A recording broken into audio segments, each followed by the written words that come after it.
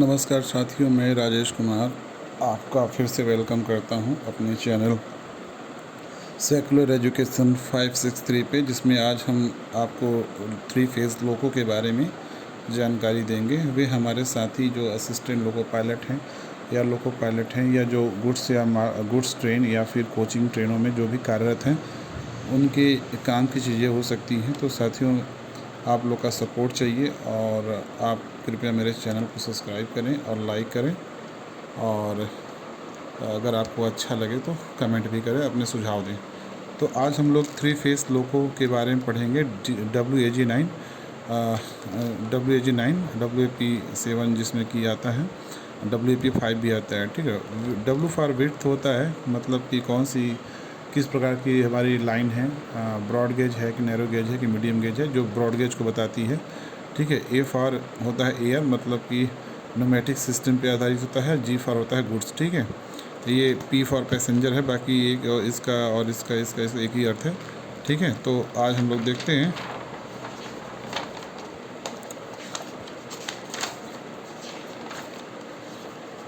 आज हम लोग देखते हैं टेक्निकल डाटा।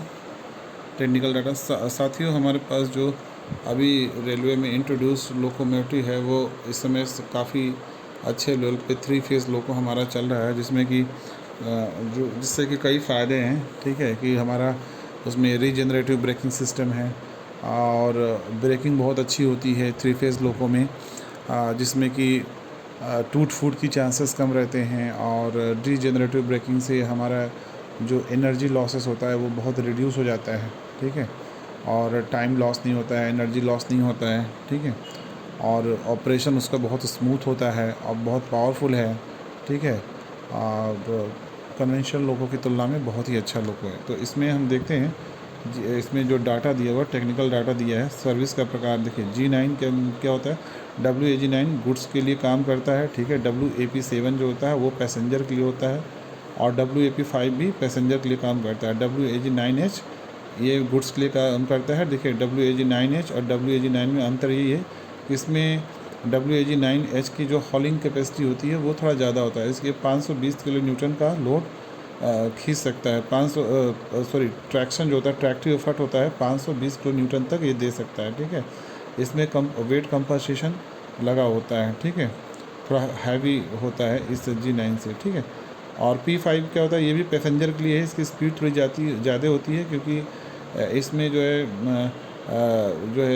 6 मोटरों की जगह में इसमें 4 मोटरें लगी होती हैं। ठीक है, तो एक्सल अरेंजमेंट क्या है, कोको टाइप का है। इसमें गुड्स में WAG9 में कोको टाइप का अरेंजमेंट है। अब WAP7 में भी कोको टाइप का अरेंजमेंट है, और ये बोबो टाइप है। जहाँ चार एक्सल होगा उसे कोको बोलेंगे। ठीक है, बोबो बोलेंगे, और जहाँ पे 6 एक्सल होगा उसे कोको बोलेंगे। इस WAG9 इसमें 6 एक्सल वाला है, तो इसको कोको बोलेंगे। ठीक है, गियर रेशियो जो WAG9 लोको में है, उसका 15:77/21/107। ठीक है, ये WAG9 में गियर रेशियो है। ठीक है, WAP7 में गियर रेशियो है 20:72। ठीक है, और WAP7 में 17:35:67 का गियर रेशियो है, 17:35:67।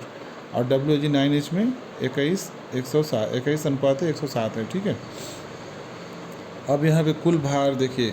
अब भार WAG9 में भार 123 टन है। WAP7 का भी 123 टन है। ठीक है, WAP7 में 78 टन है। ठीक है, अब WAG9H में 135 टन का लोड होता है। ठीक, सबसे ज़्यादा लोड ये होता है। देखिए, लोड ज़्यादा रहने से ये होता है ना, कि हमारा जो मतलब व्हील स्लिपिंग की प्रॉब्लम होती है।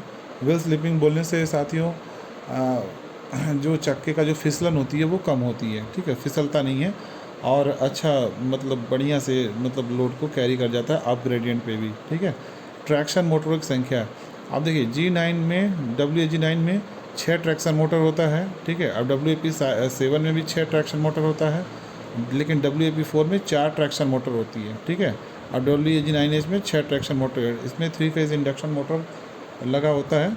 ठीक है, 3 फेज़ लोको में जनरली इसमें 3 फेज़ इंडक्शन मोटर लगी होती है, जो कि वेरिएबल वोल्टेज और वेरिएबल फ्रीक्वेंसी पे काम करती है। ठीक है,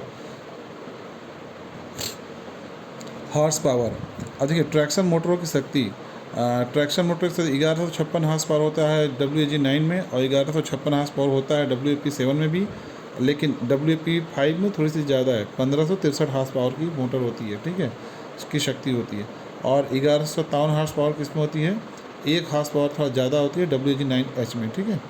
अब हार्स पावर जो इंजन का होता है 6120 हार्स पावर होता है आपका G9 में, और 6120 देखिए इसमें हार्स पावर जो है P7 और G9 में दोनों में हार्स पावर सेम है, ठीक है।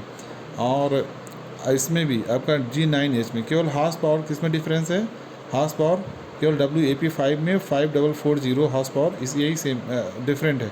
बाकी G9, P7 और G9H में हार्स पावर सेम है।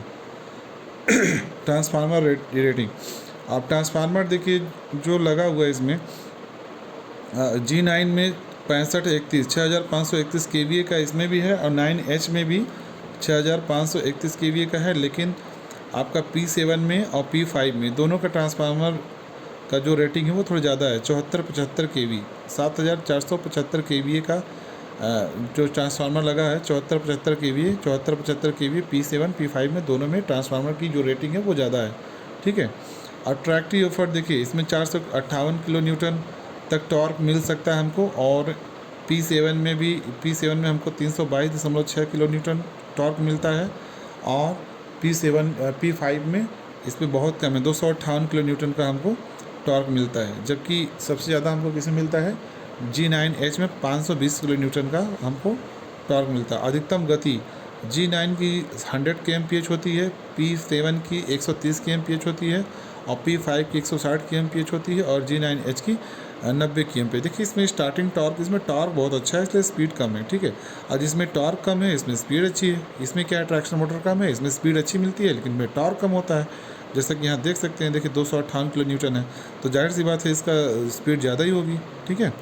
तो ब्रेकिंग एफर्ट 260 किलो न्यूटन मिलता है G9 में, और G9H में भी 260 किलो न्यूटन मिलता है, लेकिन इसमें ब्रेकिंग एफर्ट कम मिलता है 182 किलो न्यूटन, और सबसे कम ब्रेकिंग एफर्ट मिलता है 160 किलो न्यूटन P5 में। पार्किंग ब्रेक देखिए चक्का नंबर 2, 6, 7 और 11 में लगा होता है। P7 में हैंड ब्रेक लगे होते हैं, और 1, 4, 5, 8 जो चक्कों के में जो है P5 में 1, 4, 5, 8 में लगा होता है आपका पार्किंग ब्रेक, ठीक है। और इसमें G9H में पार्किंग ब्रेक आपका लगा होता है 2, 6, 7 एंड 11 में। होटल लोड G9 में उपलब्ध नहीं है, कुछ लोगों के छत पर उपलब्ध होता है P7 में, इसमें होटल लोड उपलब्ध है, P5 में उपलब्ध है, G9H में उपलब्ध नहीं है। लोको ब्रेक देखिए, लोको ब्रेक 3.5 kg लगता है G9 में, सॉरी G9 P7 में 3.5 kg का लोको ब्रेक है।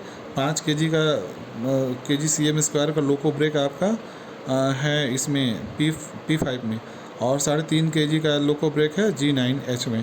ट्रैक्शन मोटरों की पावर सप्लाई 2180 वोल्ट ट्रैक्शन मोटरों को इनपुट वोल्टेज मिलता है, ठीक है।